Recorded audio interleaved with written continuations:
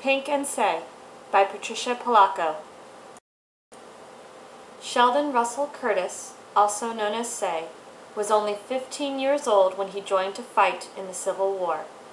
With a bullet in his leg, he was left to die in a grassy field. Pincus Ailey, also known as Pink, was a young black boy also flying Union colors. He finds Sheldon and carries him for days along the rugged wilderness, while trying to escape being seen by marauders. Sheldon was in and out of consciousness until all went dark. Say woke up to a soft voice and the smell of oat porridge. Pink had brought him to his home and his mother, Momo, who nursed him back to health. Pink came to find out that his mother was the only one left on the plantation. His father had left to join the fight, and everyone else had fled. Pincus secretly tells Say that they need to go back to the war as soon as he is better. Momo would be in terrible trouble if she was caught by the marauders hiding troops. Say tells Pink that he fought in the Ohio 24th Outfit and had to carry a gun because so many people had died. Pink tells Say that he was in the 48th Battalion, and they weren't allowed to carry guns. They had to fight with sticks and hammers. Say doesn't understand why Pink would ever want to go back to the war, but Pink says it's because it's his fight, and if he doesn't fight, then who will? Say doesn't want to go back. Pink tells Say that the master of the house had taught him to read, so he would be able to read to the master. Pink realized after he knew how to read that nobody could ever really own him. Say lets it slip that he doesn't know how to read, and Pink promises to teach him someday. From the embarrassment, Say announces that he had done something important. He had touched Mr. Lincoln's hand. His troop was quartered near Washington, and the president was shaking everyone's hand, including his. Say touches Pink's hand and tells him that now he has touched the hand of Abraham Lincoln too. Pink begins to plan how to return to his outfit.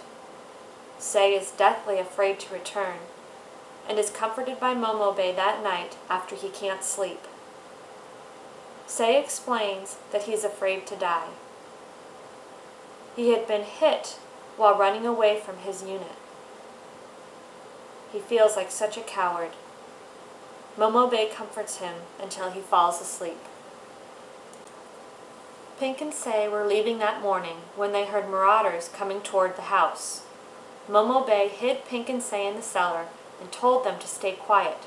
They wouldn't have any reason to hurt her. After hearing a lot of commotion and a single shot, they hurried out of the cellar to find Momo lying on the front porch.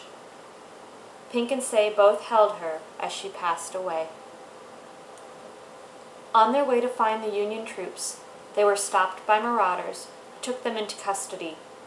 Pink shivered with fever while Say held him close. Pink and Say were transported by train to Andersonville, one of the worst Confederate camps. Upon arrival of the camp, the boys were pulled apart, but Pink struggled to touch the hand that touched Mr. Lincoln one last time. Sheldon Russell Curtis was released from Andersonville prison a few months later. He returned home to Michigan, where he married and had 7 children. He became a grandfather and great-grandfather. Pincus Ailey never returned home. It had been said that he was hung within hours after he was taken into Andersonville. This story is known to be true because Sheldon Russell Curtis told his daughter Rosa. Rosa Curtis Stowell told it to her daughter Estella, and Estella Stowell Barber told it to her son William. William told his daughter Patricia Polacco. When he finished the story, he shook her hand and told her that now she had touched the hand that has touched the hand that shook the hand of Abraham Lincoln. This story is especially important to me because I was fortunate to meet Patricia Polacco at a small bookstore in Fort Wayne, Indiana. She signed all my books from my classroom, and I asked her if I could shake her hand that had touched the hand that had touched the hand that shook the hand of Abraham Lincoln.